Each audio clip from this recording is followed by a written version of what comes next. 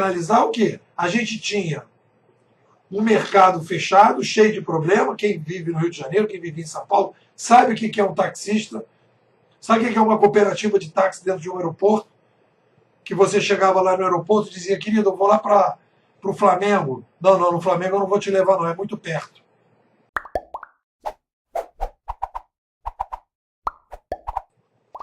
Galera, quem já está acostumado aí com a leitura compartilhada, e esse livro especial, que é um livro de reportagens, eu vou pulando as coisas, eu vou chegando a coisas e vou discutindo coisas que eu vou lendo. Eu vou pegando trechos do livro e vou pulando. Eu não faço uma leitura linear. Então, a gente vai pegar aqui a página 339 e vou fazer a seguinte leitura. Se essas promessas forem cumpridas, os resultados podem compensar os percalços e os erros ocorridos ao longo da jornada. Talvez até compense o enorme preço pago por quem sofreu com as mudanças. O preço pago por quem sofreu com as mudanças. Então, eu acho que aí a gente tem um debate bem interessante para fazer.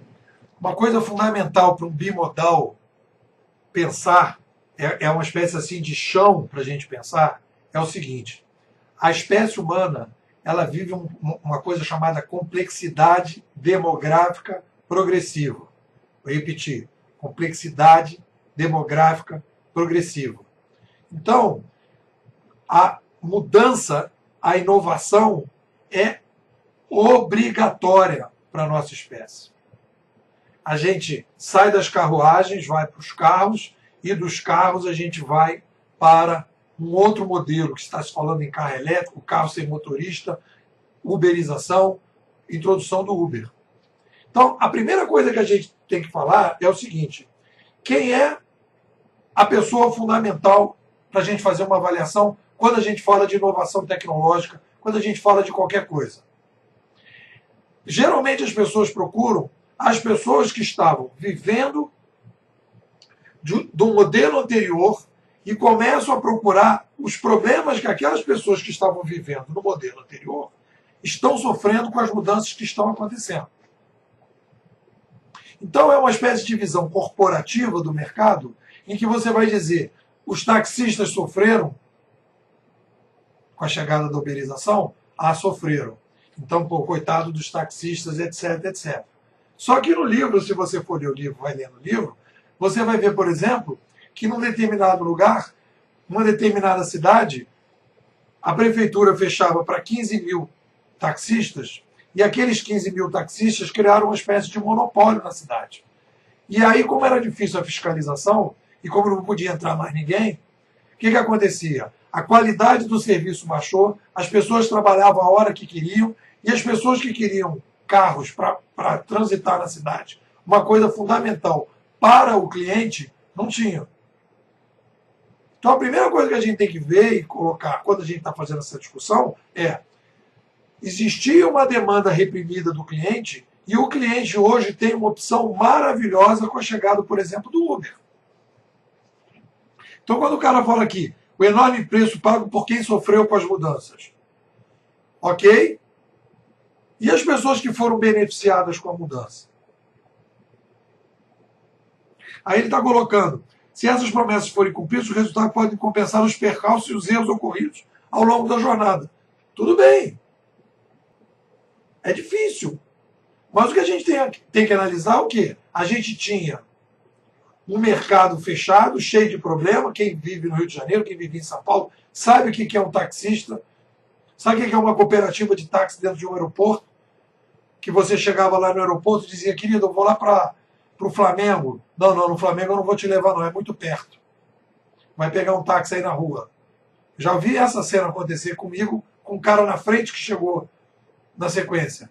Porque o taxista ficou esperando meia hora e não quer gastar uma viagem para o Flamengo. E aí, então, que do aeroporto para o Flamengo é 5 minutos de viagem. Então ele fala o seguinte: pega na rua. De você pegar o táxi no aeroporto e o cara tá com aquele vento na tua cara, você pedir para ele tirar o vento da tua cara, e ele subir 3 dedos da janela e continuar o vento batendo na tua cara. Você chegando com frio, porque o ar-condicionado estava muito frio no aeroporto. Então, é um conjunto de problemas que vão acontecer, e a gente tem que olhar o seguinte: a maior parte das pessoas de uma cidade se beneficiou com a uberização na área de transporte. Aí o que as pessoas que resistem à mudança optam por fazer? Eles vão pegar as pessoas que estão... E aí o que vai se fazer? Você vai tirar os problemas daquelas pessoas que sofreram com a mudança, que eram pessoas que defendiam determinado monopólio, que faziam determinada intermediação, e aí você começa a dizer que aquelas pessoas sofreram. É o texto aqui dessa frase aqui, que você vai ver. Compense o enorme preço pago por quem sofreu com as mudanças. Tá? E as pessoas que foram beneficiadas.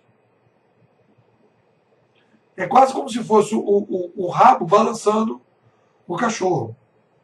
Obviamente que existe uma outra discussão que eu acho que tem que fazer, que é a discussão das pessoas, e aí a gente está fazendo uma defesa do Uber.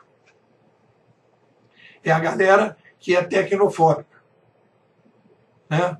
Ou é uberfóbica, ou inovofóbica. É a galera que vai pegar a inovação e vai pegar as pessoas que sofreram com a inovação e vai fazer a relevância das pessoas que sofreram com a inovação. Mas também tem o outro lado, e essa é a vantagem ser bimodal. É a galera que romantiza a uberização. E é isso que eu vou falar agora. Você vai ver algumas historinhas aqui na página 260, 261, 259, dos problemas que aconteceram com a chegada do Uber. E aí você vai ter uma fantasia. Existem duas questões aí separadas. Existe os problemas, por exemplo, um cara que vinha dirigindo o carro do Uber e atropelou um pessoal. Aí quem que é o responsável? É o Uber, é o cara que estava dirigindo, aí o seguro não tinha feito um seguro, porque o seguro tinha sido feito para se o motorista tivesse com passageiro, mas estava sem passageiro. Então ele é do Uber enquanto está sem passageiro? É uma coisa engraçada. E se o cara tiver vários aplicativos? Aí começam umas coisas confusas. Que, na verdade, quem deveria ter o seguro é o próprio passageiro, é o próprio motorista. Que deveria ter um seguro para poder trabalhar. Então começam essas questões confusas nesse processo, né? E aí tem aqui uma denúncia que eu acho que é interessante. Começou a aparecer um concorrente e o próprio pessoal do Uber começou a telefonar pedindo carros para esse concorrente para atrapalhar a vida do concorrente. E depois dizia, gente, vem trabalhar para o Uber. Tipo uma coisa assim, baixíssima, que a gente vê aí nessa eleição, um negócio baixo nível, né? Aí tem uma coisa que eu acho que é importante, que muitos alunos, já tive alguns alunos, que tem uma característica que é a seguinte, que entram no romantismo. Ou seja, existe uma coisa que se chama o modelo Uber, o modelo Airbnb, o modelo que a gente vai chamar aqui de upstart, né? Empresas que estão usando a linguagem dos rastros, que é um conceito que eu trabalho no meu livro Administração 3.0, e que a gente vai usar novas ferramentas para resolver velhos problemas. Então a gente está falando de empresas que estão utilizando um novo modelo administrativo, que é a curadoria. Isso não significa que essas empresas que vão usar esse modelo não vão ter práticas parecidas com antigos modelos. Elas vão conseguir uma relação de custo-benefício melhor, elas vão oferecer um serviço melhor para os clientes, elas vão, a partir daí, criar um novo paradigma de custo-benefício, que o cliente que estava massacrado pelo antigo intermediador vai se sentir melhor, mas isso não significa que a gente está indo para um mundo cor-de-rosa. Se não houver competição de ter cada vez mais entrantes no mercado da uberização, a gente vai começar a ver o monopólio do Uber começar a ter práticas que não tem nada a ver. A uberização, o mundo 3.0, a gente não está indo para um mundo cor-de-rosa. A gente está indo para um mundo em que a gente está criando um novo modelo administrativo, que, sem dúvida, quando eu avalio os motoristas que estão no Uber, eu dou um salto quântico na forma de resolver os problemas e de avaliar as pessoas, eu melhoro a qualidade reduzindo o custo, eu saio de um impasse que existe, que é como a gente resolve o problema da quantidade na qualidade e da qualidade na quantidade. A uberização me aponta uma saída, mas isso não significa que aquela organização, Uber e Airbnb, agora são pessoas honestas, bacanas, que não vão ter problemas. Não tem nada a ver uma coisa a ver com a outra. E aí, quando a gente fala de curadoria 2.0, quando a gente começa a falar de blockchain, talvez a gente consiga, inclusive, ter uma solução para determinado tipo de problema que a gente começa a ver no Uber e no Airbnb. Quando eu crio um modelo em que você não tem uma plataforma central. Que é uma discussão que a gente pode ter mais adiante. Então, como é que a gente fecha esse vídeo? Vamos lá.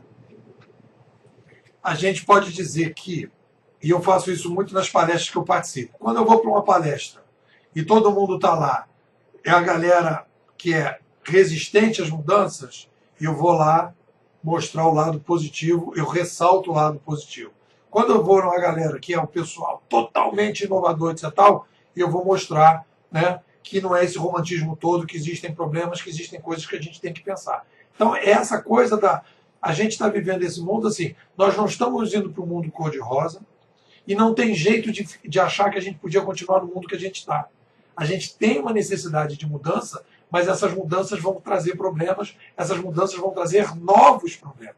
A gente não vai acabar de ter problemas, a gente continua tendo problemas e nós passamos a ter novos problemas. Então eu sinto um pouco, posso estar enganado, estou lendo o livro, estou avançando, eu sinto um pouco que o nosso amigo Brad Stone, ele está mais para o lado da galera mais uberfóbica, Airbnb-fóbica, do que a galera romântica. Ele está um pouco mais para cá, e aí a gente tem necessidade de dar uma reforçada nessas discussões por aqui. Se você quiser participar das leituras compartilhadas, você me manda um zap. Você entra no grupo bimodal e aí você passa a participar das atividades dos bimodais. Fica ligado.